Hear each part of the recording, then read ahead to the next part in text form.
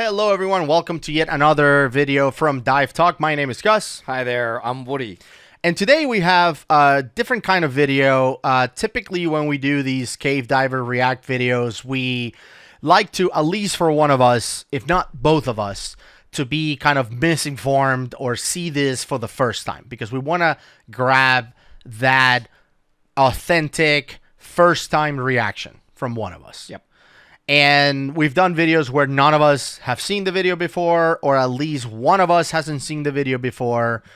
This one, we wanted to make sure both of us have seen the video. And it's not like we could have avoided it, because when this happened, we both watched it. This was even before Dive Talk. Yeah. And let me give you guys kind of the synopsis of what this video is all about. You know, we've received literally hundreds and hundreds of requests for us to react to the incident involving the drowning of Lynnea Mills. Lynnea was a student last year. I think it was in November of 2020. She drowned during her advanced open water class. She was wearing a dry suit and she had some issues during the class and she drowned, I think in Wisconsin or something like that. And there's a lot of buzz about this accident, and people are asking us for our thoughts on that. But before her accident, before her incident, 2 years before that, there was another death involving a training class. This one happened to be a rebreather class. That's why we actually jumped on that and read about that. Not that the Mills tragedy, I mean, she was 18, up and coming diver. Not that one, we didn't read everything about that. We also did that. But because it was about rebreathers, we immediately jumped on that and learned everything about that one. And funny enough, I cannot remember a single request for us to react to Brian Buggy's death.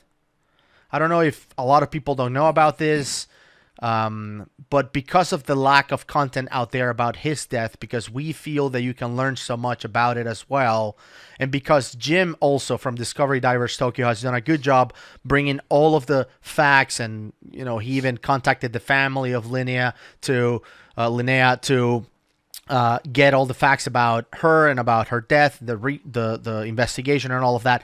He's kind of handling that. We felt that it made sense for us to do a video about Brian's death and see what we can learn from it. I will say that this video is going to be a long video. I will say that I know this is not going to get a bunch of views and the people are not going to watch the whole thing. I don't know if we care.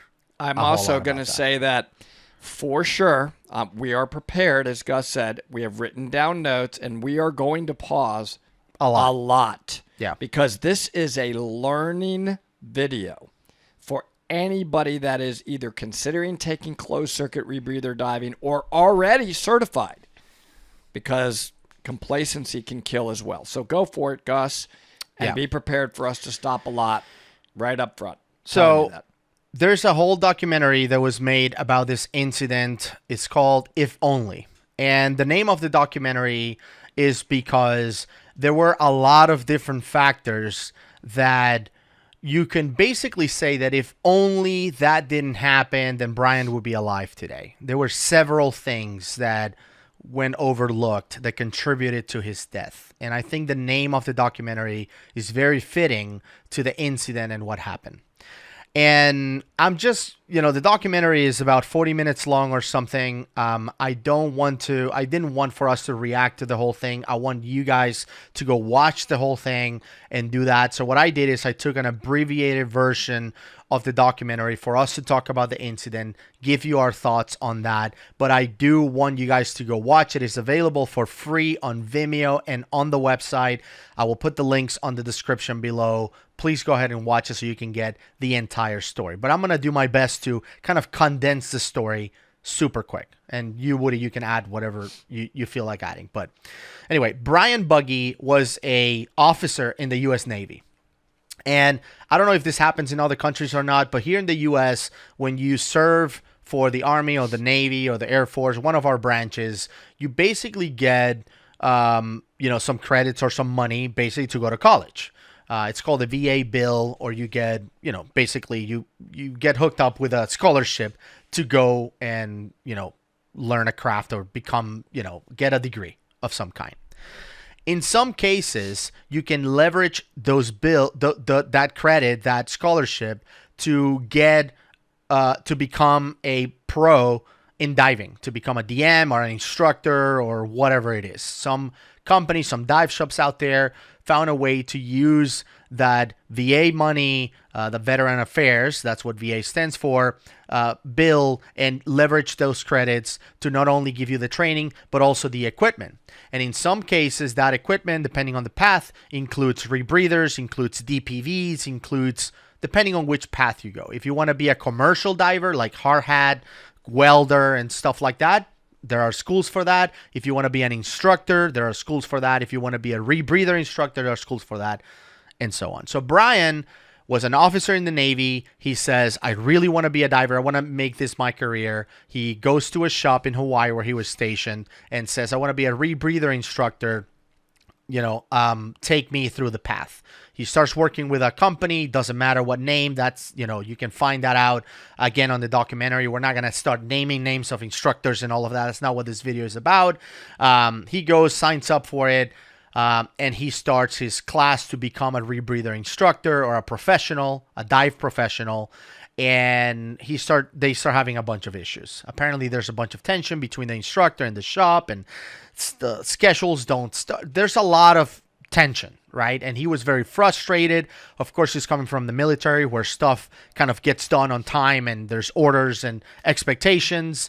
And obviously, the diving world doesn't always work like that. There's a lot of flexibility, especially when it comes to technical training. And it happens to us too, Woody, right? Sometimes we have a plan, like we're going to go down to South Florida and do these dives. We get blown up and then we say, okay, let's just go and do the training at Blue Grotto, which is a cavern. And, there's a lot of flexibility.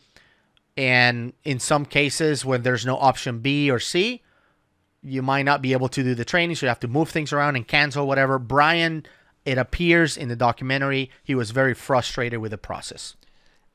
Right? Yes. And in closed circuit rebreather training, you want to have a syllabus and you want to take the time as an instructor, and you would want this as a student to understand the step-by-step process that you're going to go through to enable you to get to the next step. You cannot progress and skip something. So if you do have a time problem where you have to miss something, you can't then skip that because that can be deadly. These are designed to take you through and create muscle memory and follow strict protocols. So that's not a minor point that Gus said. That is a big part of this, actually, because it sounds like, you'll watch the video for yourself, there could have been some missed or skipped training as well. Yep. So we get to the part of the documentary, the part of the video where Brian is super frustrated with the training to the point that he thinks about quitting. He thinks about, like, you know what? I'm done with this. I'm just sick of it. I don't want to do it anymore. And he's talking to his wife, Ashley. So we're going to start with the video where, Ashley picks up the conversation. They did a good job having Ashley, the widow of Brian, on the video, and they're talking about that. So that's where we pick up the actual video. So let's start with that. 2-3 months of this now, and it was getting very frustrating. And he came to me this night, the night before the dive, and said, I'm so sorry. I know that this is frustrating. I know that this is taking its toll on us as a family. I know it's taking its toll on you, on the kids. You're pregnant. There's all of these things going on. I think I just need to cancel. I think I just need to step out of this class. I think I need to just rethink this and maybe come back to it when it's more convenient for us as a family. And I asked him if that's what he wanted, if he really wanted to quit the class, if that was even an option, knowing that the interpersonal situation at the shop didn't lead anybody to believe that that would be an option to even quit the class. And he said,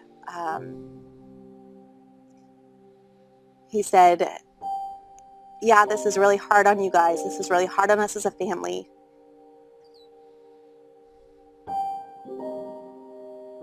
And I'm really sorry.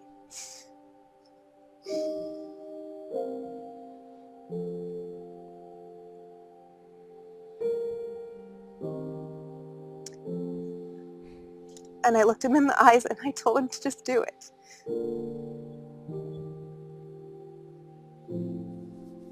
I told him I know he didn't really want to quit the class, that he was more concerned about how this was affecting the kids and I, and that this wasn't about the kids and I, it was about him and this opportunity for him.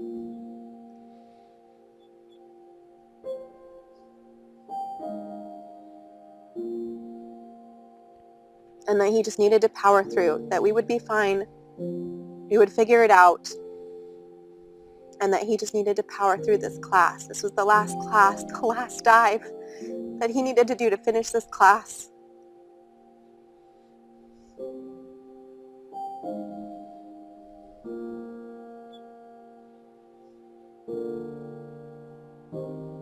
And I told him he had my support and that he should finish it. He said, okay, thank you for being so supportive. I don't know how I got so lucky to have you as my wife. This is something I see for us. I see it for our future. This is something that I can do, that we can do as a family.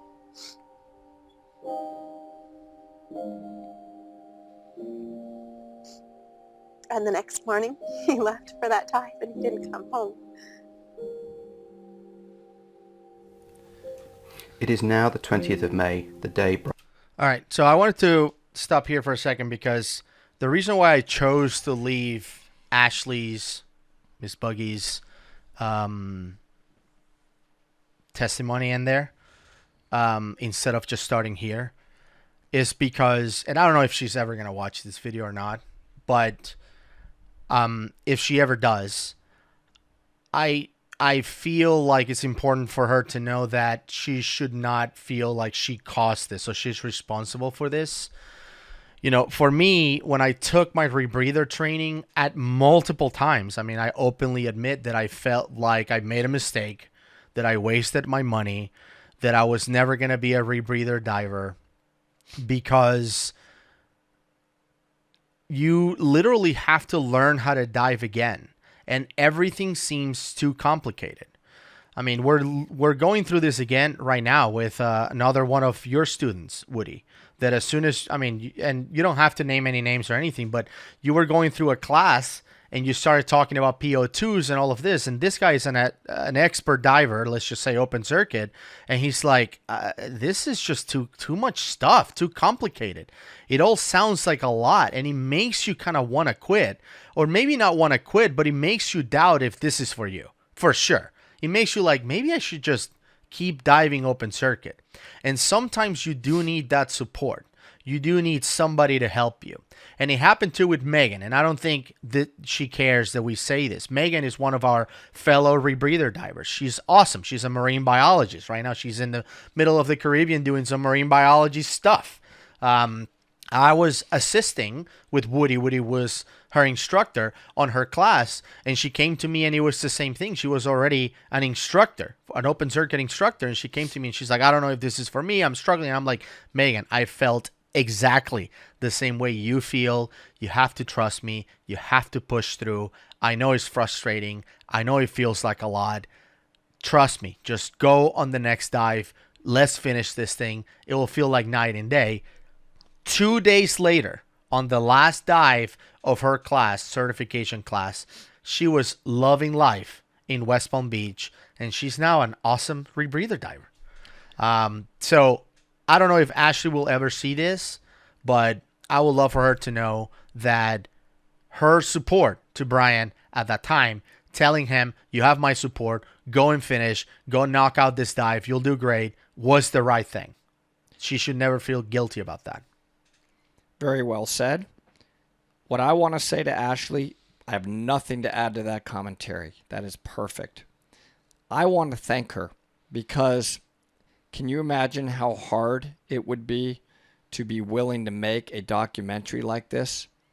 And she did it knowing, and I think she'll say it near the end, that I want people to learn from this. I'm willing to do this to benefit others. So if you are watching this, thank you very, very much. That is extremely brave of you. And, our hearts are with you. I could feel you when you were talking. And we have all learned and are continuing to learn more because you were willing to share this. Absolutely. Okay. So the day of the dive. As we can see from the dive. So let's take note of this, by the way. 125 feet, 38 meters of depth.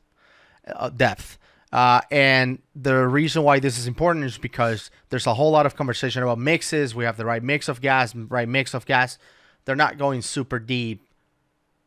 This is not a place where they're using hypoxic mixes. This is, not super shallow, but they're probably diving with air diluent. Yes. At this point. Team, there have been numerous factors that are starting to come together, but importantly, each on their own is not really a critical issue.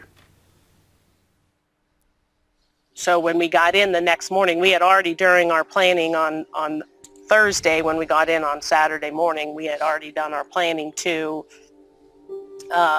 what gases we were, so we all had to change that. I had paper copies and I handed out all the dive plans and the mixes, and so there's like a lot of changes were going on in this short period of time. Ultimately, we got all our gases together, and Brian seemed like really perturbed with the whole thing as we were like meeting to analyze gas and finalize plans based on actual analyzed gas mixes versus what we planned. When we actually got on the boat, I remember setting my gear up, the other 3 divers on the other side, and then 2 other divers on the boat. And I'd like to say it was controlled chaos, but probably not. Sunday morning, when I arrived at the boat, I think it was like a 7 o'clock meet with the idea the boat left at 7:30. And I got there just before 7. And Brian was already on the boat, which was really atypical, basically ready to go. I think he even had his dry suit on, or he certainly had his undergarments on and was putting his dry suit on when I got there. We were scheduled to dive. Yeah. Oh, I hit the pause button. Yeah, so, me too. Listen, a lot was said there, and it's really important to focus on this for a second. When you plan a rebreather dive, there's a lot that goes into it, and it's a big part of the class. The gas mix that you're going to use is a huge part of the plan for rebreather diving, because what you're basically planning for, in summary, is what if my rebreather no longer works? What gas will I use to get to the surface? I'm going to go off of my rebreather. I'm going to switch to this gas that I'm bringing with me, open circuit, to get me back to the surface. There's a lot you have to do with your dive computers and with your dive planning associated with that mix. So if when you get there and you analyze the gas and it's different or significantly different than what you planned, you got to do a new plan. What can my depth be now? I got to change all my dive computers. Does that change the amount of gas that I need to bring? What set point, what partial pressure should we dive now on this? So it's not a minor thing, because in open circuit diving is, what's the big deal?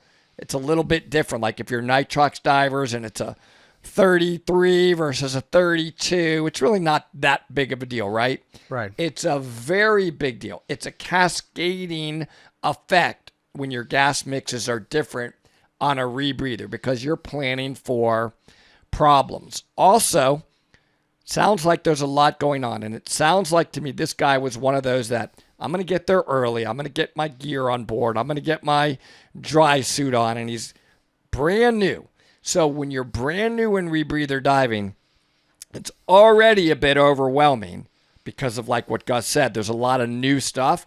Now you're adding a dry suit to it, and you could be dealing with the elements as well. I'm hot, and I'm nervous, and I don't want to be the one to hold everybody up.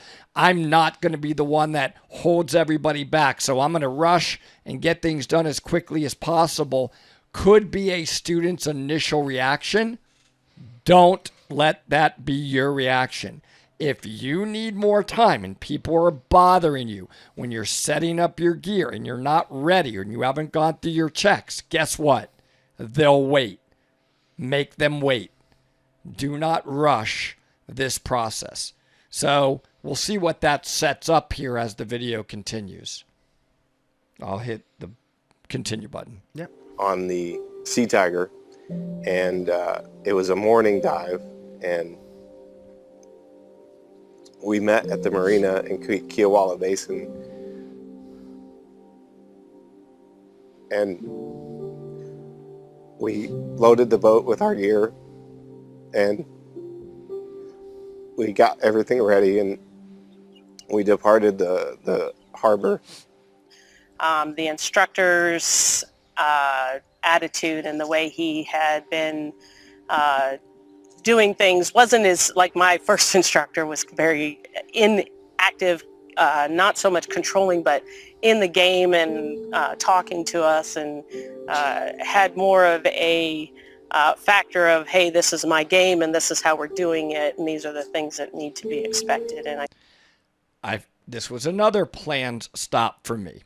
I am a rebreather instructor. Rebreather instructors know you have to be in the game. So now, are you capable of taking care of yourself as a rebreather instructor? Because we just got through saying all the things you need to do. And you're totally in tune with your students. Because there's a lot to get done to put this gear on the boat. You got to do this pre-breathe process. You have to go through a checklist, which I'll discuss in a little while, before you ever jump in the water. And are your students doing that? And when they get in the water, are they at the right set point on their dive computer? Are they doing a bubble check? Is everything okay with them? You have to be totally 100% in the game when you are teaching rebreather divers.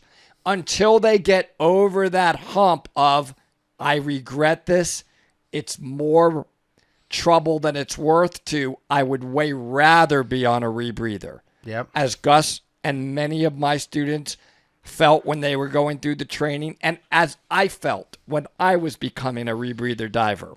Yeah. But when you go over the hump, and then you've been rebreather diving for a while, something else can happen, which is I'm super comfortable on the rebreather, and I can start sort of automating these so-called checklists. I don't have Shortcuts. to verbalize them. I don't have to check them off as I go in anymore. It just sort of happens. You can't do that on a rebreather. Every time, it's like a pilot. Every single time you put the rebreather on and you're going in the water, you got to do the checklist. You got to do the assembly checklist, and you got to do the checklist before you jump in the water. So by her saying that this instructor didn't seem to be in the game with us, wow. That's a no-go. I'll hit continue. I think he kind of took it as that, everybody's been doing this for a while. Either you were a prior instructor in a different level of diving, and so he kind of was on the outskirts. We were all just like buddies on this dive, more so than an instructor and 4 divers on their final training dive. I've seen this type of behavior on further classes, where, like for example, you're taking like your trimix class. At that point, you've been diving rebreathers for a long time. Your instructor is not checking whether you calibrated he expects that you already know how to do those things, but he's still asking you, did you do this? Did you do this? Like, he's still asking you a few questions. And the most recent class I did, which was the class with Ed Sorensen, who was here on the show as well, one of the best instructors in the world, I would still come out of the cave with the Sidewinder and he would still check to see if my O2 thing was off. Because we made it to the surface, it's my O2 shut-off valve off. I would shut it off every time because I'm so used to on the Spirit, I have the same one. So as soon as I'm breaking the surface, I would shut it off to prevent the O2 from escaping or overinflating my counter lungs. But he would still check me, and I can see he's looking like, oh, yeah, he's off. He's still checking, even though he knows that I'm already an experienced diver on a very, very similar rebreather. You cannot let your guard down just because these guys are experienced divers. Who cares? You're still an instructor. You have to stay on top of it. Definitely. And in fact, a lot of times before we jump in, Gus, we'll all be like, everybody's air on, everybody, check their, they breathed off all the various gases, your computers are on, everybody's gas is set. We'll even say, hey, everybody got their O2 on. That's a very typical one. So out loud sometimes, even though they needed to go through that check themselves, we're reminding each other because all of these things are critical. Quick question before you start again. Have you ever had a student like get upset because you ask him if they have their O2 on or whatever? You're just double checking on them? No, they actually don't get upset at all. I just wonder if there are instructors that don't want to do it because they think they're students because they're experienced instructors or whatever. Because most of the people you've trained are instructors. Yep. David is an instructor. I was an instructor. Megan was an instructor. Dave Reiser was an instructor. Like most of your students in the Rebreather have been instructors. Have you ever had anyone get? I'm saying this. Never. I'm saying this more for other could-be instructors out there that say, "Well, my students are experienced. I don't ask them because I don't want them to get upset." I wouldn't be upset because you're asking me if I remember to open my O2.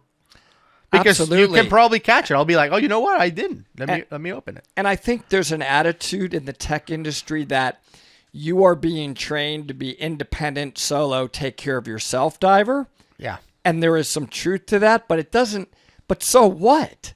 So, okay, yeah, but why would we not still want to take care of each other? It's not an insult, to your point. It's not putting you down. I love when you ask me questions. You check on me as well. I mean, should I be insulted? Yeah, and I was going to say, I've asked you, I'm not even a Rebreather instructor, and I've asked you, do you have your O2 on? Totally. And you've never been upset. I'm like, thank you. In my mind, I'm like, yep, I got it on. Like, but yep. It's not an ego It's thing. a body check.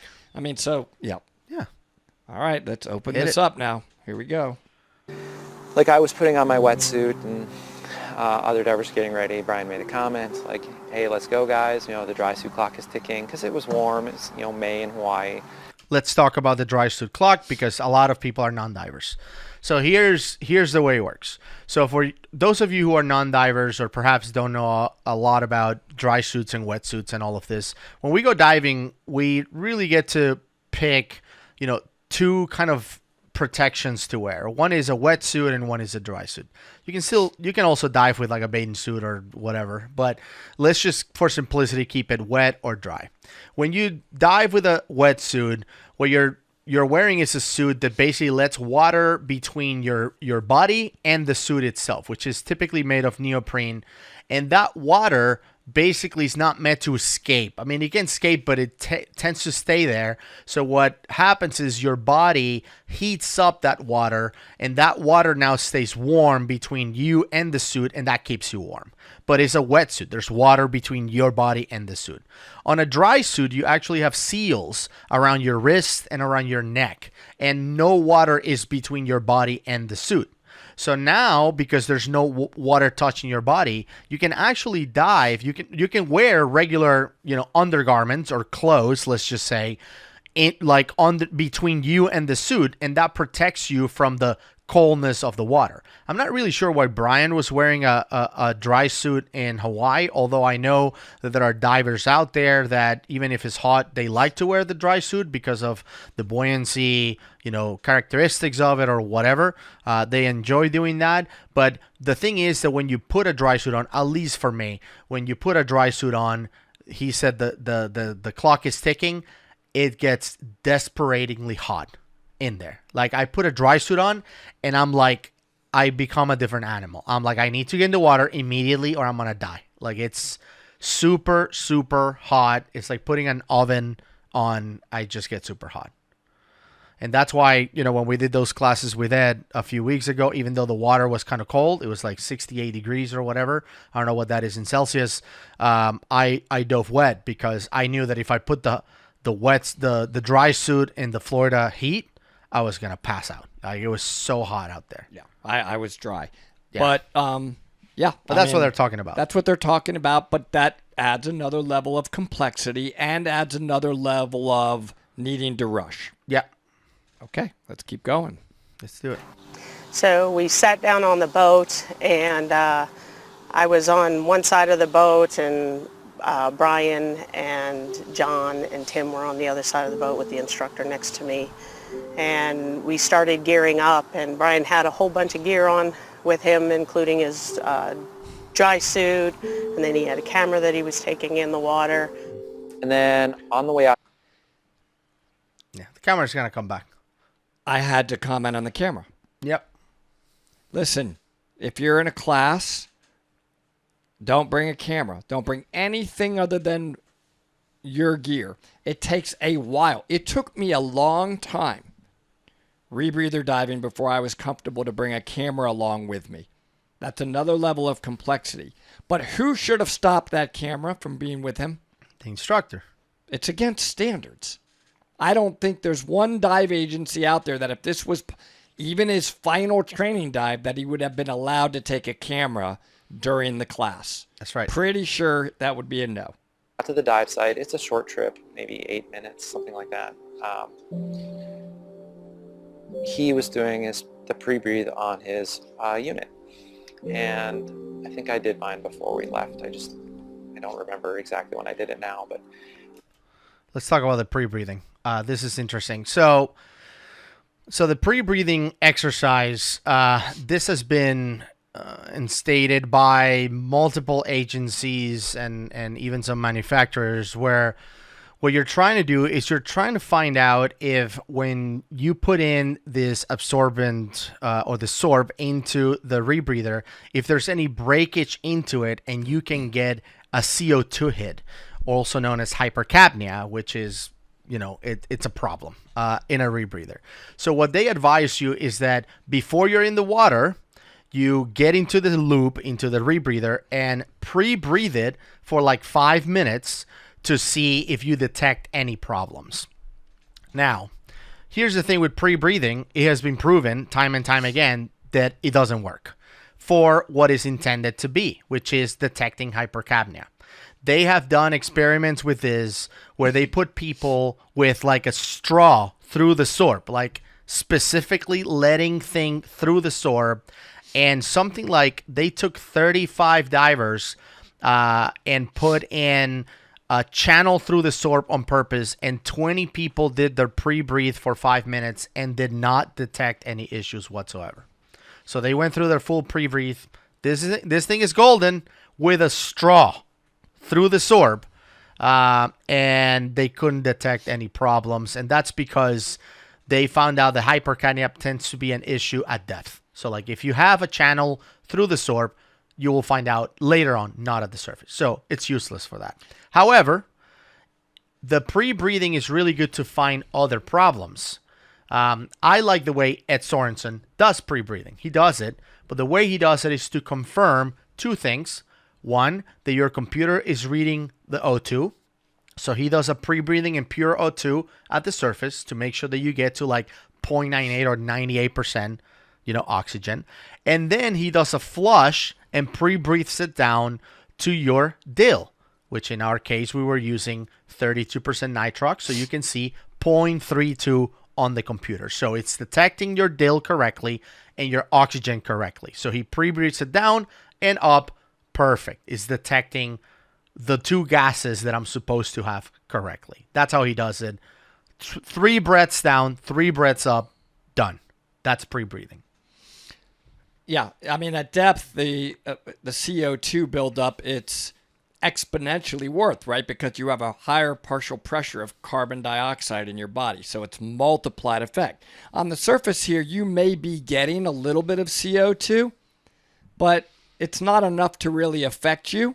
Yep. It's just you have other gas in the loop besides the CO2, so there's no way to really detect it. I mean, you're not going to get enough of it on the surface to pass out. It'd be very difficult to. That's why that is a very smart comment. Yep. But I remember seeing him do it, and I remember like checklists and like procedures for doing his preparing his gear was like something that was almost like religious to him.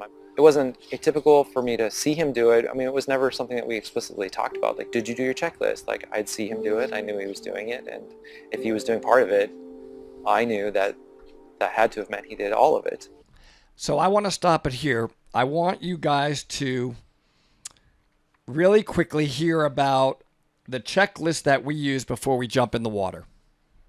And you should do this every time, and the why behind it, because it'll help set up the rest of this video. It's really simple. It's an A, B, C, D, E. That's the mnemonic. A, air. Is all of your air on? Your bailout air, your oxygen, and are they working? That's important. Turn them all on. B, buoyancy and bailout. So is your buoyancy compensator working? Yep, it adds air.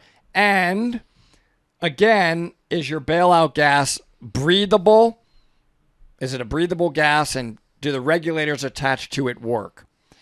Okay, C is computers, that they're on, however many you're using, that they're on and they're working.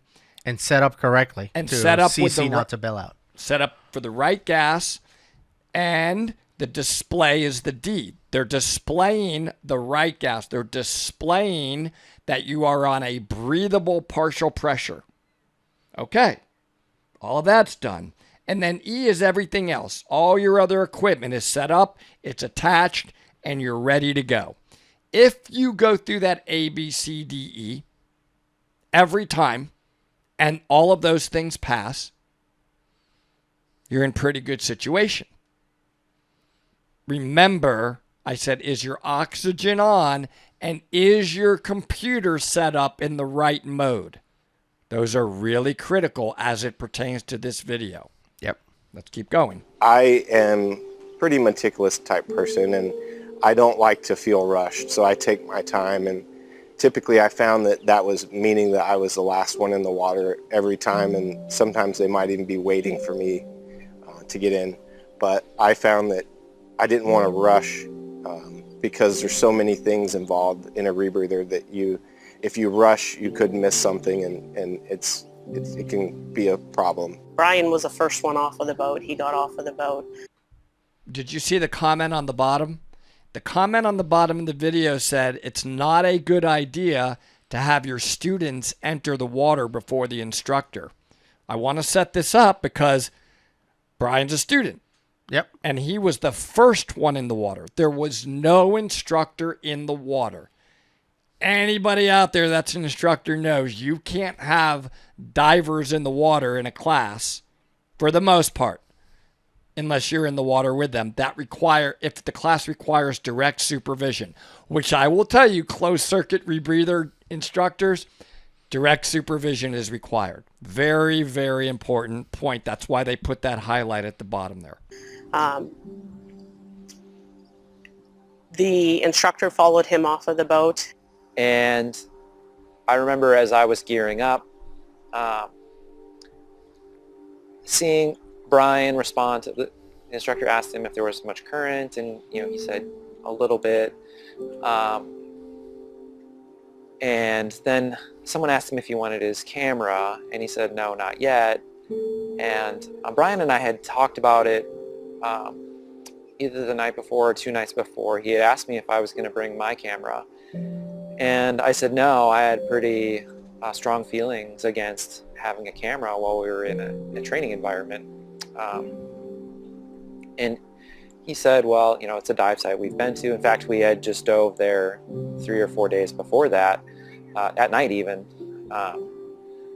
And so it was a dive site we've been to, we were really familiar with. The depths involved wasn't a significant change compared to what we were already diving.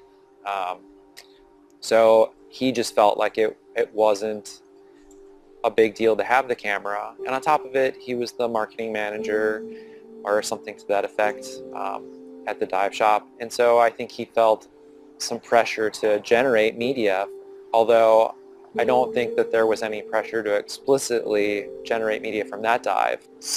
It's really easy to justify something in the moment. That's what they're bringing up here. Like, you know what, Gus? On this dive, we've done this dive to the bottom of, I don't know, a Make-Up Reef, Molasses Reef in Key Largo 1,000,000 times. It's pretty shallow. I know we're in a class, but, I mean, just bring the camera. We need some good material for dive talk anyway. It's the final dive. And in that moment, your brain would be like, yeah, I'm pretty comfortable here. This is our final dive. We've been doing great in the class, so that's not really going to distract me. And that's an easy moment to get into. So I'm not criticizing him here. It's easy to fall into that trap. But instead, I would just say, let's just follow the standards when we're learning, even if we think they're not right or they're overly protective.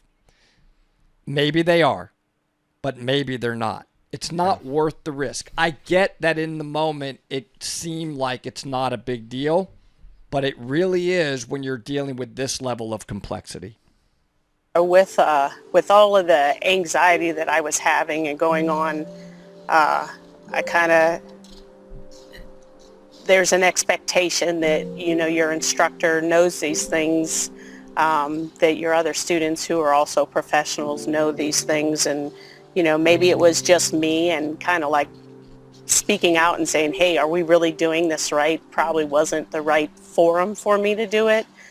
I kind of felt that it wasn't right, the place at that time, that maybe I should speak up, and that maybe after the fact it's something that I could talk to them, instead of speaking up at the time when you really, in your heart and your soul, you know that they're probably going wrong. And I did not speak up when the time was probably presented.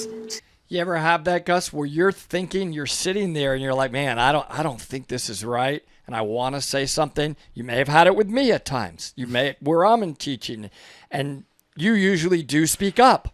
I've noticed that about you. You're not one to say, well, you know what? I don't care if I'm overstepping my grounds if I think it contributes to safety.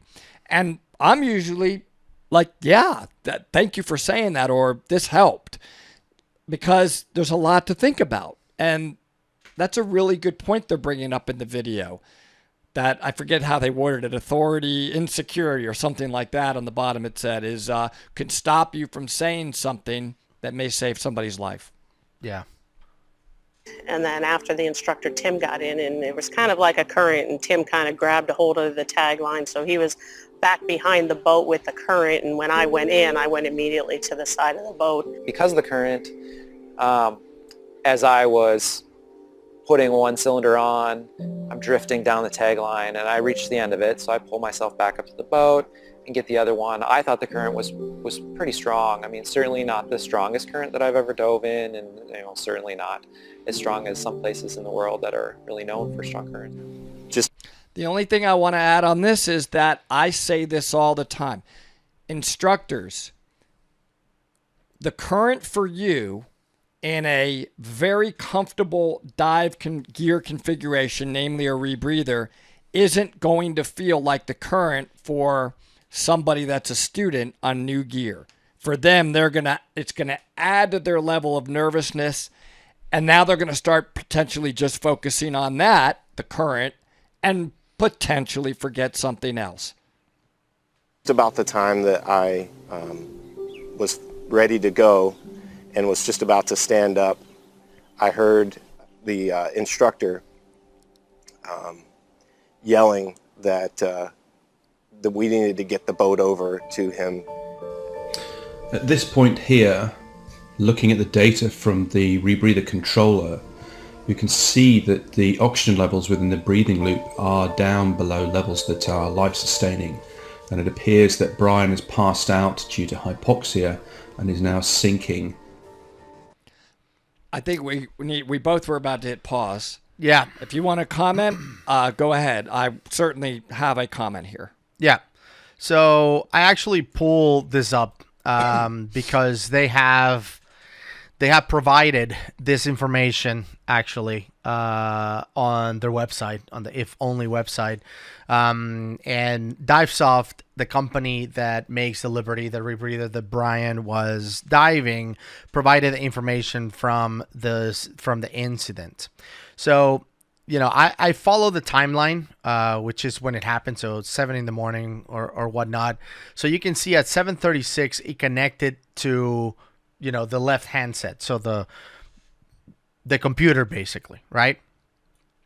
So at 7:49, so from 7:36 to 7:49, so only 13 minutes later, this switched into CCR mode. So at, you notice right here, 7:35, almost 7:36, only a few seconds before then, it connected to the handset, to the computer, and it went into surface mode.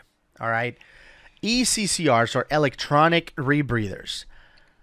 What they do that is different than the rebreathers Woody and I dive, which are manual rebreathers, is that they automatically fire a solenoid to add oxygen to your loop in order to bring the amount of oxygen in your loop, or the partial pressure of oxygen in your loop, up.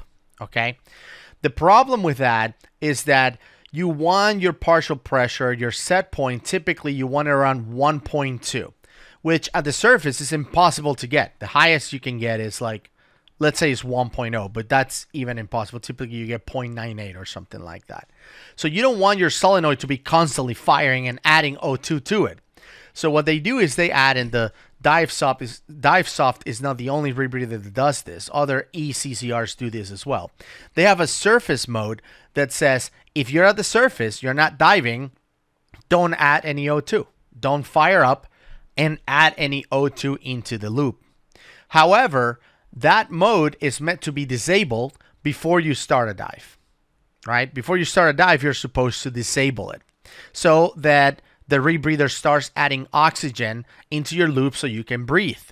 So according to the track record here through the records that Divesoft provided, 13 minutes after the computer was on, which means Brian put this on, turned the computer on, jumped into the water first because he was probably dying with his dry suit on. It was killing him with the heat. 13 minutes in, he started the dive, never switched into CCR. The computer detected at 1.5 meters, so about 5 feet, he detected that he was down 5 feet below and switched into CCR mode, which means into dive mode. He tried to add oxygen into the loop, but it appears that the oxygen was closed. He never opened the oxygen. So you can see that the partial pressure of oxygen in the loop was a 0.05, 0.04, and 0.04 in all three of his sensors. Wow. So just to put that in perspective, in order to sustain life, most people need at least about 16% oxygen. Right. This was down to 5%. Most people will be unconscious at 10 or 11%. For sure. So he probably had already passed out when it hit 10 or 11%. And then it kept dropping, I guess. Yeah, he was probably on the loop, So- just breathing and breathing and pass out, breathing and breathing. So one more point to your point is that another level of complexity with an electronic rebreather is that that particular one had the ability to switch between a surface mode and a non-surface mode. It's not a bad or good thing, but it's another step, a critical step. Yep. You already have to turn on your oxygen. Now you have to also make sure in this particular rebreather that you are in the dive mode. And all of these little steps, they said this at the beginning, isolated seem minor and don't seem like a big deal, but they all add up, right? That he jumped in, he was the first to get in the water, he's rushing, he's overheated on his dry suit, he's bringing a camera. Now he's got this mode where he didn't switch the computer. His oxygen wasn't on. Was a checklist followed? Was he skipping steps in the checklist? Yeah. Was the instructor checking to make sure on his display looking at your student's display that the partial pressure was at the right level? If only. Yeah. Right? It's easy So- to go and say that. I think one of the biggest misconceptions, and this is why I like to teach the nitrox class, is that people get caught up on the percentage of oxygen in air to sustain life. And that's really not what matters. What matters is the partial pressure of oxygen on the air that you're breathing to sustain life. So if I tell you that the air has 8% oxygen, can you survive with that? The answer is, I don't know. Tell me how deep I am, and then I can answer that, right? Because if you're 300 feet deep, then absolutely with 8% oxygen in the air, you can survive because you're deep enough that the partial pressure of oxygen is okay. Your body doesn't care about how much percentage of oxygen is on the air that you're breathing. It cares about the partial pressure.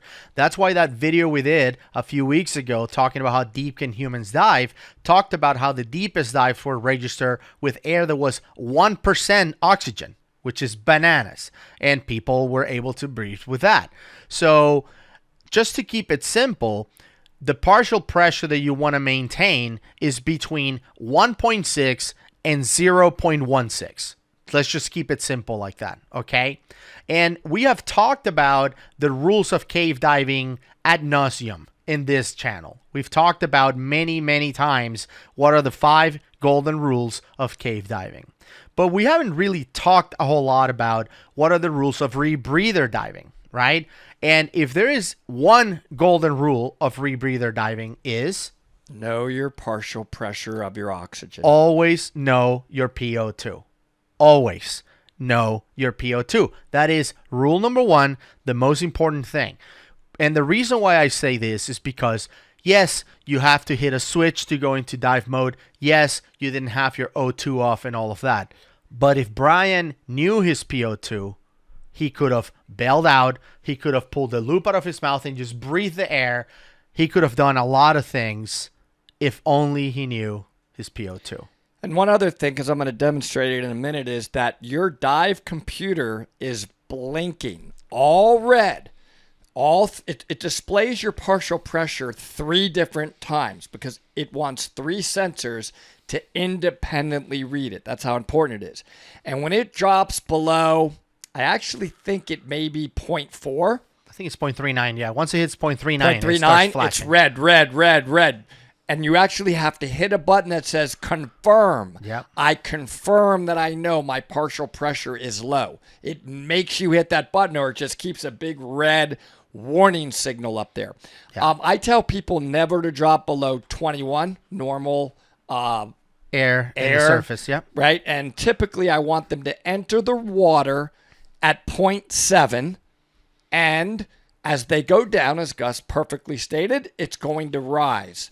Yep. As long as the oxygen is on and it's adding oxygen. And it's going to rise because of the depth. So, yeah. And Brian did have a heads-up display, also known as HUD, okay, which is just lights. But you can see right here how this is supposed to be showing 3 red light or 2 red lights, but because it's in direct sunlight, he couldn't see it. Still, he had a handheld computer, right, that he could have seen to check his PO2. He just didn't check him for like 13 minutes straight. That is a big problem. You're supposed to know your PO2. So this document they put out there, I mean, it's 32 pages long. It has a lot of information about the incident, and it has some pictures. They talk about, look, you see the CCR Liberty. You can't see that, but once you put some shade on it, you can see that the lights are on. And, yes. And what I'm going to be demonstrating is if the rebreather before you get in the water is at 0.7, so you did that part right, and the oxygen then cuts off, how many breaths is it going to take me to just bring that down to 0.21? Just sitting here, right? Because that would take a long time at the surface. You can imagine much longer at depth because you have the pressure, right? So if you just would have had it the starting moment at 0.7, a lot more time would have allowed him to potentially catch that error. I don't know if that would have helped, but it certainly would have not caused him to go hypoxic that quickly. And Right. I'm going to demonstrate it to prove it in a second. Yeah, We'll get to that. I want to show you. If you how want, you long- can start getting set up with a. Let me start getting set up to show you if I do the right step and I do that A, B, C, D, E, and one of them is my computer and my starting gas is at 0.7. How long with the oxygen shut off is it going to take me to go to 0.21, which is not even hypoxic? No, that's how just many regular breaths air. and Yeah. how long of a time? Okay, so I'll set that up. Yeah. To I show just you wish- how critical that point is. Go ahead while you do that. I'll just talk here. I just wish that this thing would have captured what he entered the water with, but for some reason, DiveSoft doesn't capture anything when it's on surface mode. So we don't know what he entered the water with. If he was at 0.7, 0.21, we don't know. Which is Well, I'm though going to make an assumption Yeah. based upon the fact that you just showed those were all red. I don't know if that was after the dive or before. Yeah. And how quickly he went hypoxic. That's why I want to do this experiment. All right. That he started very low. He may have been at even below 0.21 on the surface. Yeah. Why am I going Could be. to? That's why I want to do this experiment to show you that if you start right, it would have taken quite a while to get give it a hypoxic. shot. Let's see if that's right. We'll be right back. All right, so we're back where Woody is at 0.7 with his rebreather, and he's going to breathe it down to 0.21.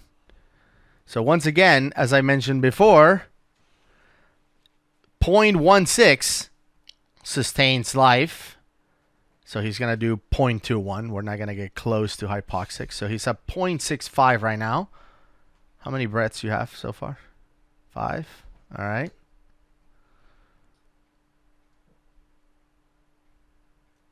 7. 8. It's like it's going up. You're back at 0.7. Okay, stabilizing. Let's wait. Okay, now it's going down. So let's go now.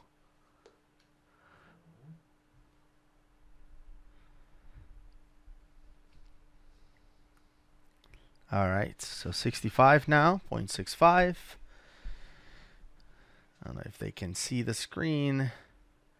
No, that's worse. It's just hard. You have to hold it by your face, like the side of your face, which isn't. Yeah, that might be better. 64 right now. Well, you can see it on your nerd. So if you can see what Woody has by his right eye, that is also a computer that is also showing what he can see on the other computer that he's holding on his left hand. 20 breaths. Okay, 21. He's still at 0.62. The computer that he's holding is called a Nerd 2. It looks like this one. It's made by Shearwater. So it's this thing right here. And let me open it up so you can see. Okay, so it just sits right by your eye. And it gives you all the information that you need. 0.62. That thing is slowly 0.61 now. So 0.62. Let me see if I can get it to see if people can see that. Look at that. So when that sits right by your eye, you can see all that information. Of course, mine says voting failed because it's not connected to the rebreather. That's the wire that connects to the rebreather. But Woody can actually see his information, which is a 0.61. So you're doing about like 5 breaths for every 0.01. Like it's very, very slowly coming down. 0.60 now. All right, so I'll show it again. Check that out.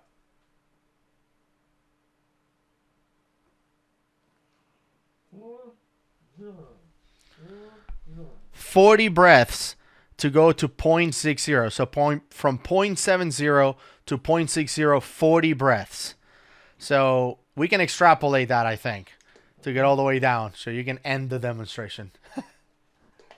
Okay, so what am I trying to illustrate here? Number one, those PO2 readings, as Gus said, were in my eyeball. All 3 of them. So we want to wear a heads-up display. Yeah. Gus showed you what that looked like. That's the first thing.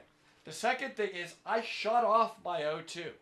I reached back. There's no O2 being added into this system. 42 breaths got me down from a 0.7 to 0.59. And we told you we were trying to get to 0.21. And I'll show. Are you talking into the microphone, by the way? All right. So I don't think you heard me. Basically, what I said was I had a heads-up display showing me the PO2. Yes. I had my other computer showing me the PO2. Yes. I shut off my oxygen when I started. And it took me 43 breaths to go from 0.7, which is what you should start at on the surface, just down to 0.59. Yeah. And we told you that I was trying to get to 0.21. That would have taken forever. And you're not even hypoxic until 0.10. So, yeah. Was he at 0.7? Look how long it would have taken. And I'm actually showing Underwater. my nerd on the camera so they can see the red flashing, so they can see what it looks like once you make it to 0.39. So they have an idea. Let's see. So it looks like that.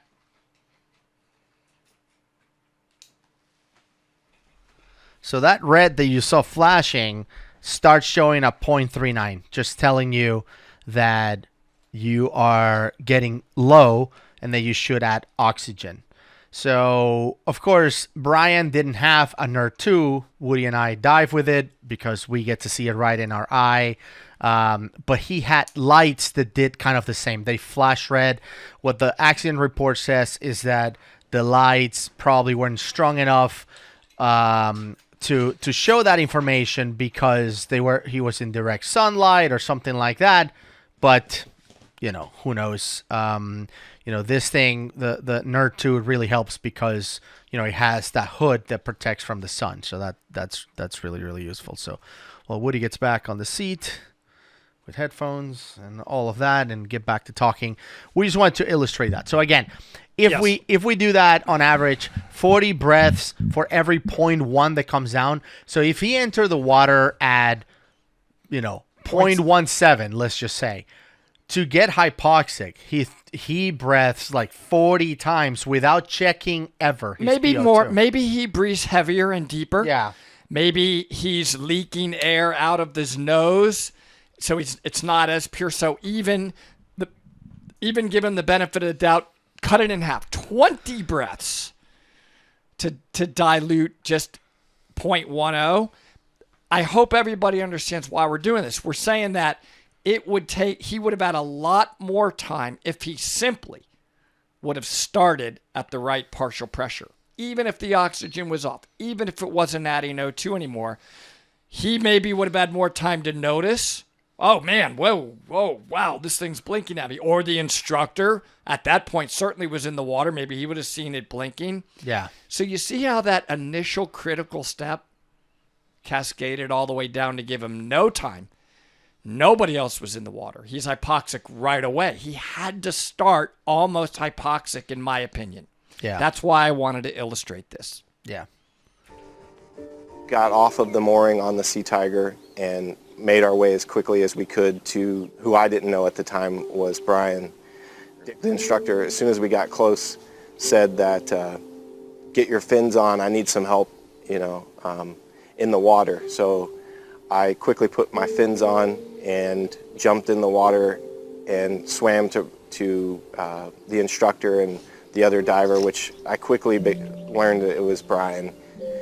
But once we got his gear off, we quickly moved him onto the boat, and I began giving him CPR. Whilst John and the other members on the boat were performing CPR on Brian, they were heading back into the dockside, and it took a number of them to get Brian off of the boat and into an ambulance that had been called, and unfortunately Brian was then pronounced dead at the hospital.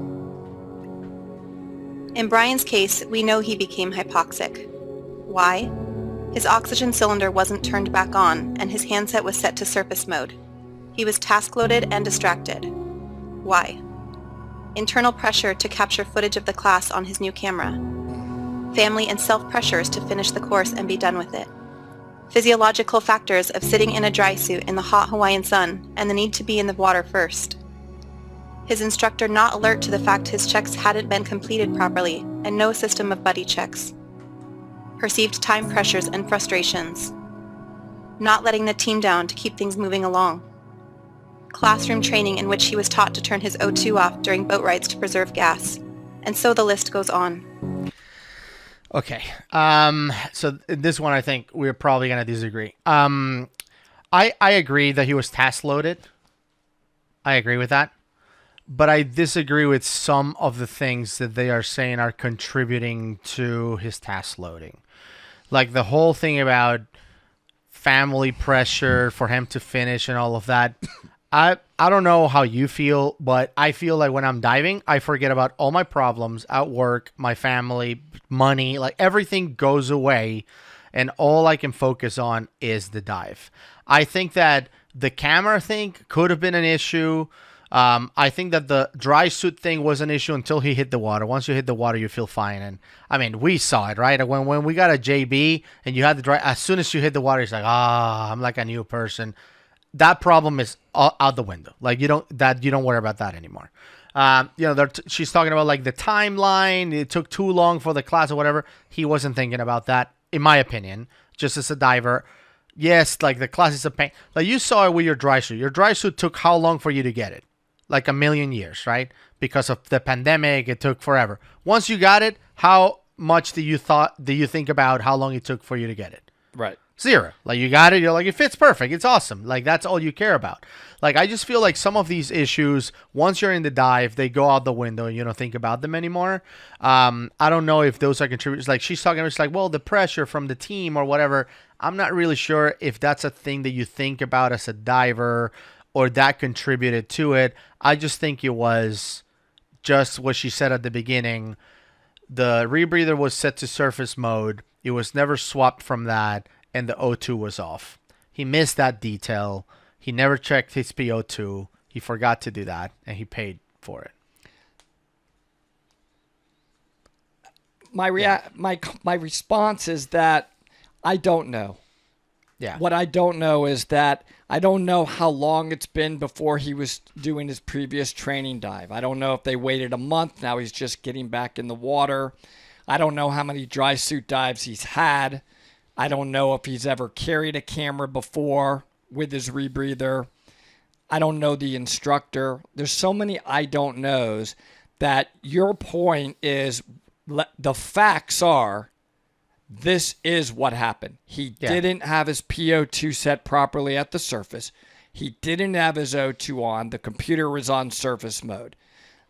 That's not what they're trying to illustrate. Yes, that is factual, but a lot could have contributed that are small little things to that. And certainly a checklist is critical every time you get in the water. True. It's critical to set up the unit, and it's critical for the fact of the pre-dive check before you get in the water. So I would rather just say there's a lot of lessons to be learned from this video as an instructor and as a student, and even more importantly, as an experienced rebreather diver.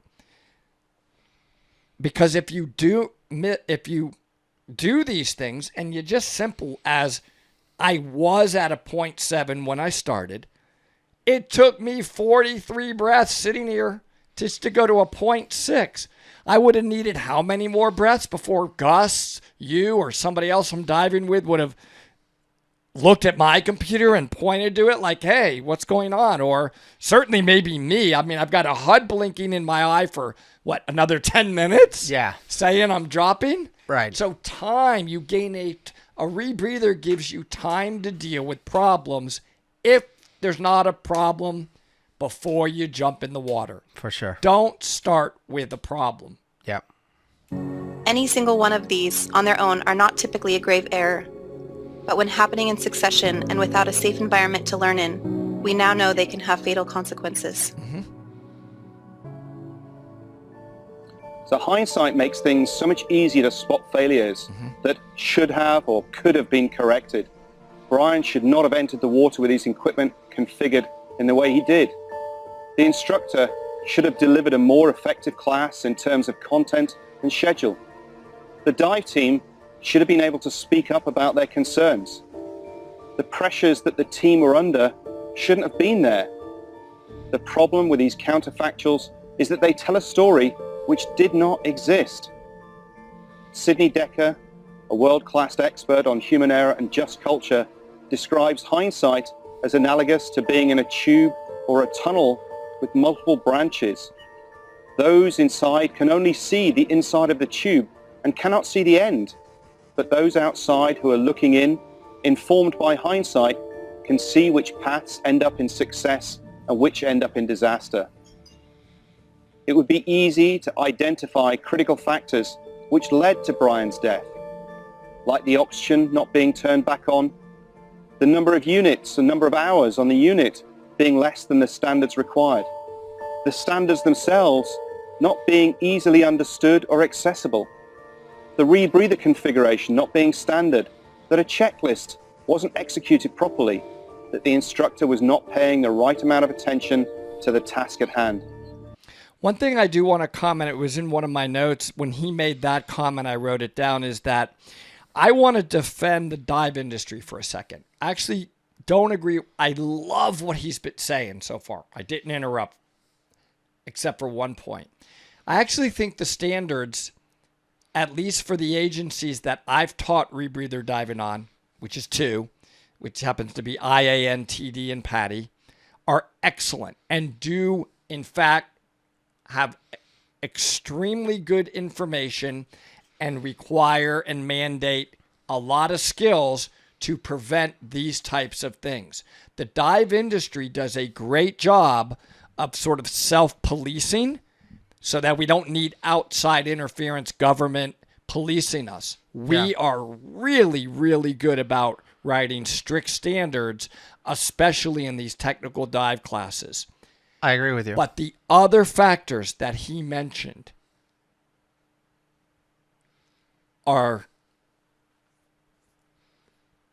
add up and compound and then cause a problem like this. And I think I don't know who's watching this that's involved with this case, but man, that fact that instructor had a student carrying a camera jumping in before he was in the water is a pretty big deal here. And man, should we as instructors be making sure that these students on the boat did that pre-dive check? My instructor did that, and I'm usually doing that with my students. I'm doing the pre-dive check, and they're sitting right next to me. And we demonstrated that would give you a ton more time, even if then you had cut back off your O2 and just let the unit sit until you got out to the dive site. It would be sitting there with a 0.7 inside the loop. Yeah, I do agree with you that the dive industry does a good job self-policing this. I think one of the things that I disagree with him in the documentary, and I left it out of the video, the edition, and people can go and watch this if they want to, is that he says he falls back a lot to the like the air industry and the flight industry and how they deal with accidents and the FAA and how they get involved and whatever, because he says that, having an agency out there or something that is in charge of these things is the best way for us to learn about them, because since we don't have that for diving, these accidents go to waste or something like that. I remember that. I don't know if I agree with that 100%, because we've had a ton of accidents, from planes in the past, and we do all this investigation and there's all this red tape around, and we still have accidents from planes. So it's not like throwing all this bureaucracy on top of this and these agencies and all of this stuff, this non-divers now dictating when divers can do their thing. I don't know if that's going to eliminate accidents, because the FAA hasn't eliminated, plane accidents either. So, totally agree. When he said that, I was sort of like, dude, come on. Like, that's not a great example. Agree totally. Yeah. As observers, after the fact, we need to bear in mind that we know what the outcome is with 100% certainty. something that Brian, the instructor, and the others in the team did not. For example, numerous rebreather divers have entered the water without their diluent and/or oxygen cylinders turned on. The only thing I want to say about this comment is I wish my feet could stay this still when I'm on a DPV. Yeah. I kick too much, and anyway, okay. And they did not die. And as such, we can't say that entering the water with them turned off will end up in a fatality. True. Yep. Accidents happen because of surprises, and surprises come from something being different to normal.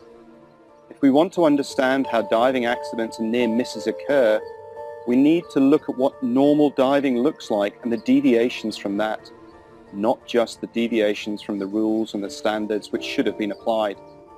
For example, the dive team came from military backgrounds, which meant it was much harder to challenge authority because of social rules regarding social conformance. In addition, because the instructor had created an environment through the phrase, out of professional courtesy, with those students who were diving professionals in their own right. This caused problems because when lessons were delivered without complete information, and so effective learning didn't happen, those students didn't want to look stupid in front of their peers for not knowing something. The effect was that everyone had a lower level of knowledge than they should have. Wow, that's crazy. So, and I think, that's the one thing that I've always been against. Like when I take the class with you or Doug or Ed or whoever, I bring that up. And there's one thing that happened that was interesting. I was, when I took my class with Ed, you were in there. Ed made a comment about, to me on a class that I didn't think was technically correct. And for a second, I'm like, should I say something? Like, this is Ed Sorensen. Like, I felt like I didn't want to. But at the same time, like my own conviction, I was sort of like, but I feel like I have to say something. And I brought it up. So Ed said something like, if you have low PO2, whether you have low PO2 or high PO2, adding DIL, it's always good. There's, like if you look at your computer and you have low PO2, you can hammer the DIL. DIL is always a breathable gas. So that's always a good, emergency procedure is add DIL. That's going to help you, right? And I said, not always. And I said, well, if you're on a super deep dive Yes. and your DIL is hypoxic and you're pretty shallow, it's not going to help you, right? So I brought that up and he was like, well, you have to be pretty hypoxic, like 8% on a super shallow situation. Like, so he agreed with me, but the point is that I brought it up and you shouldn't be challenged. Like, he agreed with me and he wasn't insulted that I brought it up. He was like, okay, in that case, you're right. He agreed with me. So you shouldn't be challenged just because of authority. And that's the point I was trying to make. That's a great point. Yeah. But other than that, he was like, at any point on the dive, if you see high PO2, low PO2, you can add DIL. That's always going to be helpful. And I'm like, that makes sense. Cool. Exam tests should have covered this until you realize that the grading scores were provided during the exams. I know Brian made mistakes. These mistakes, along with others, quickly and tragically became part of an error chain which resulted in his death. Human error is a very real consequence of people operating in the real world, and Brian's death is a very real example of how much the small decisions matter. Rather than running away because it's hard to talk about, I believe that sharing Brian's story, mistakes and all, we can create an opportunity for learning and teaching, empowering ourselves and others to better our diving community for the current and future generation of divers. I'm doing this because it's the right thing to do. I intrinsically believe that by opening communication and talking about what went wrong, we can change attitudes and find ways to do things right. I believe we, as a diving community, have a responsibility to prevent this from happening to another family, to prevent someone else from saying, if only. So commendable by her. And that's how I started the video. With exactly what she just said. I really want to thank her because that is not easy to do. To sit down and talk about it. And you could see that she even had some guilt, which she shouldn't. We all learned a lot from her allowing this to be put out there, and I'm sorry for her and that this happened. Likewise, hopefully, people learn from it. This was her objective, is to put this out there so other people can learn, and I believe that she achieved her mission of helping us all learn from what happened to Brian. Sorry about what happened, for sure. So we both hope this was beneficial, and we all learn a lot from it. That includes instructors, students, and experienced rebreather divers. So I'm glad we did this one, and it's going to help me be a better instructor as well by just reminding myself of the things that I just talked about in this video. So I think this was a really, really important and good one to do. Absolutely. Thanks, man. Thank you. Thank you, everybody, for watching this. We'll see you on the next one. Bye.